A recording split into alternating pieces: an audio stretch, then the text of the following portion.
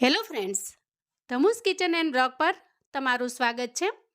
મિત્રો, આજે બનાવીશું કાચા બટેટાનો એકદમ ચટપટો, અલગ અને નવી રીતે ક્રિસ્પી ખસ્તા કુરકુરો નાસ્તો. એકવાર બનાવી લાંબા સમય સુધી સ્ટોર કરીને રાખી શકાય અને લાંબી મુસાફરીમાં કે પ્રવાસ પર્યટનમાં પણ સાથે લઈ જઈ શકાય તેવો ખૂબ જ ચટપટો અને ટેસ્ટી બને છે. તો ચાલો બનાવવાની રીત જોઈ લઈએ. તો સૌથી પહેલાં આપણે અહીંયા 2 મીડિયમ સાઇઝના બટેકા લઈશું. હવે આપણે આ બટેકાની ઉપરની છાલ કાઢી અને એને રફલી સમારી લેવાના છે. જુઓ, આ રીતે કોઈ પણ શેપની અંદર આપણે બટેકાને સમારી લેવાના છે. અહીંયા આપણે રેસીપી જેટલી બનાવી હોય એટલા પ્રમાણમાં બટેકા લઈશું. જુઓ, આ રીતે બટેકાને સમારીને આપણે તૈયાર કરી લીધા છે.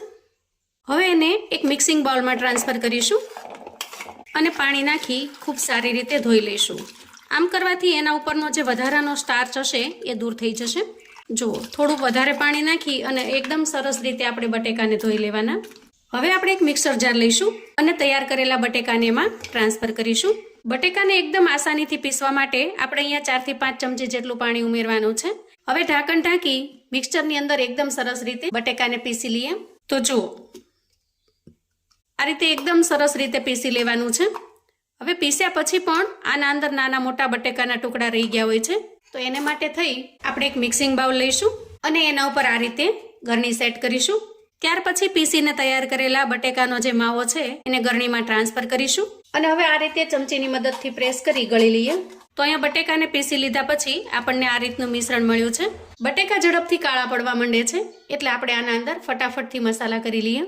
સૌથી પહેલાં સ્વાદ પ્રમાણે મીઠું ઉમેરીશું. અહીંયા 4 થી 5 નંગ જેટલા તીખાને મેં અધકચરા ખાંડીને તૈયાર કરેલા છે, એને ઉમેરી દઈએ.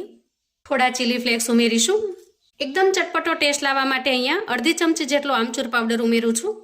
તમે આમચૂર પાવડરની જગ્યાએ ચાટ મસાલો પણ ઉમેરી શકો છો, પણ બેમાંથી એક વસ્તુ ચોક્કસ ઉમેરજો, કેમ કે તો જ એકદમ સરસ ચટપટો નાસ્તો બનશે.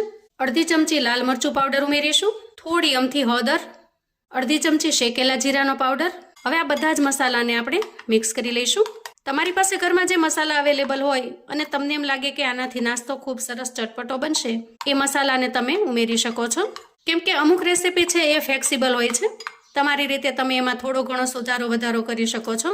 જુઓ, અહીંયા એકદમ સરસ મિશ્રણ બનીને તૈયાર થઈ ગયું છે અને મસાલા પણ એના અંદર સારી રીતે મિક્સ થઈ ગયા છે. હવે મેં અહીંયા 1 વાટકી જેટલો બેસન લીધો છે, તો બેસનને જેટલી જરૂર પડે એ પ્રમાણે ઉમેરવાનો છે. આટલો લીધા પછી જો ઘટે તો થોડો વધારે લઈશું. જુઓ, આ રીતે થોડો થોડો કરી અને બેસન આપણે ઉમેરતું જવાનું છે અને સાથે સાથે 4 થી 5 ચમચી જેટલો ચોખાનો લોટ પણ લીધેલો છે, એને ઉમેરી દેવાનો. ચોખાના લોટથી નાસ્તો એકદમ સરસ ક્રિસ્પી અને ખસ્તા બને છે. હવે જુઓ, અહીંયા બેટર આપણને હજી ઢીલું લાગે છે એટલે આપણે બધો જ જે બેસન લીધેલો છે એને ઉમેરી દઈએ. મિશ્રણ છે એ બહુ ઢીલું પણ નથી અને સાવ કઠણ પણ નથી, એ રીતે તૈયાર થયું છે. આ સ્ટેજે આપણે એના અંદર 2 ચમચી જેટલું કુકિંગ ઓઇલ ઉમેરીશું. તો અહીંયા તમે જે કોઈ કુકિંગ ઓઇલ વાપરતા હો એને ઉમેરી શકો છો. અને હવે બધી જ વસ્તુને સારી રીતે મિક્સ કરી લઈએ. તો આ જે મિશ્રણ છે એને આપણે બહુ ઘટ્ટ નથી બનાવવાનું અને સાવ ઢીલું પણ નથી રાખવાનું, પણ એની કન્સિસ્ટન્સી છે એ થોડી અમથી ઘાટી બને એ રીતે કરવાનું છે. તો જુઓ, અહીંયા મેં 3 થી 4 ચમચી જેટલો બેસન ફરી ઉમેર્યો છે, જેથી કરીને આપણે જેવું જોઈએ એવું મિશ્રણ બનીને તૈયાર થાય. એક્ઝેક્ટ આ રીતનો લોટ આપણે બાંધીને તૈયાર કરવાનો છે. ખાસ કરીને રોટલીનો લોટ હોય એ રીતની કન્સિસ્ટન્સી આપણે રાખીશું. અહીંયા આંગળી દબાવતા જુઓ, એકદમ સરસ સ્મૂથ લાગે છે, બહુ કઠણ પણ નથી અને સાવ ઢીલો પણ નથી. આ રીતનો લોટ બાંધી અને આપણે તૈયાર કરીશું. હવે આપણે સેવ પાડવાનો સંચો લઈ લઈએ અને એના અંદર જે જાળી આવે છે એમાં આ રીતની પટ્ટીવાળી જાળી પસંદ કરીશું. સંચાને આપણે ઓઇલથી ગ્રીસ કરી લઈએ, જેથી કરીને લોટ ક્યાંય પણ ચીપકે નહીં. હવે આપણે તૈયાર કરેલો જે લોટ છે એને એના અંદર સેટ કરી દઈએ. જુઓ, આ રીતે બંને લુવા આપણે અંદર સારી રીતે સેટ કરી દીધા છે. હવે ઉપર ઢાંકણ ઢાંકી દઈએ. હવે આપણે નાસ્તાની જે રીતે ડિઝાઇન પાડવાની છે એ હું તમને અહીંયા બતાવું. જુઓ, આ રીતે આપણે સેજ ગોળ ફેરવી અને ફૂલ જેવો આકાર બનાવી લેવાનો અને પછી અહીંથી કટ કરી લેવાનું. આ રીતે ફૂલ જેવો શેપ આપણે બનાવી લેવાનો છે. એકદમ સરળ અને આસાન રીત છે. જેવી રીતે પટ્ટી પડવાનું શરૂ થાય એટલે તરત જ આપણે એને રાઉન્ડ શેપમાં ગોઠવી દેવાનો અને ફૂલની ડિઝાઇન પૂરી થતી લાગે ને આપણે કટ કરી લઈશું. તો જુઓ, બધા જ મિશ્રણમાંથી આપણે આ રીતે શેપ બનાવીને તૈયાર કરી લીધા છે. હવે આપણે આને તળી લેવાના છે.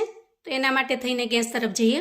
તળવા માટે મેં અહીંયા ગેસ ઉપર તેલ ગરમ થવા માટે મૂકી દીધું છે. તો અહીંયા તેલને ચેક કરી લઈએ. જુઓ, નાસ્તાને ઉપર આવતા થોડી વાર લાગે છે, એટલે તેલને હજી થોડી વધારે વાર આપણે ગરમ થવા દઈશું. હવે ફરી ચેક કરી લઈએ.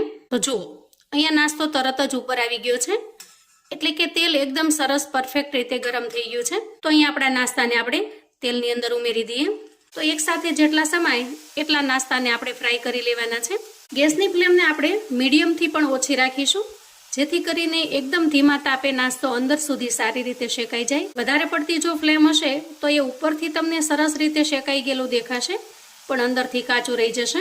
અહીંયા તમને જારો અડાડતા જ ખ્યાલ આવી જશે કે ધીરે ધીરે નાસ્તો થોડો ક્રિસ્પી થવા લાગ્યો છે.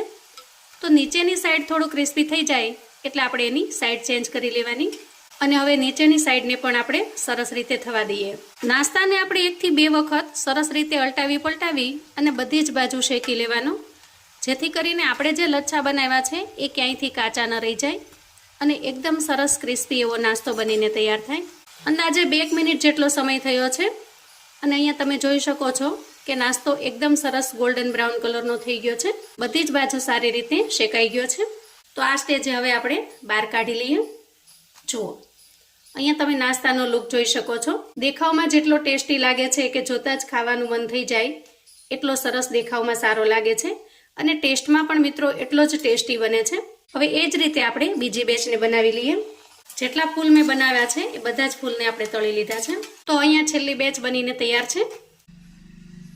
તો જુઓ, એકદમ ક્રિસ્પી અને ખૂબ જ ખસ્તા એવો આપણો નાસ્તો બનીને તૈયાર છે.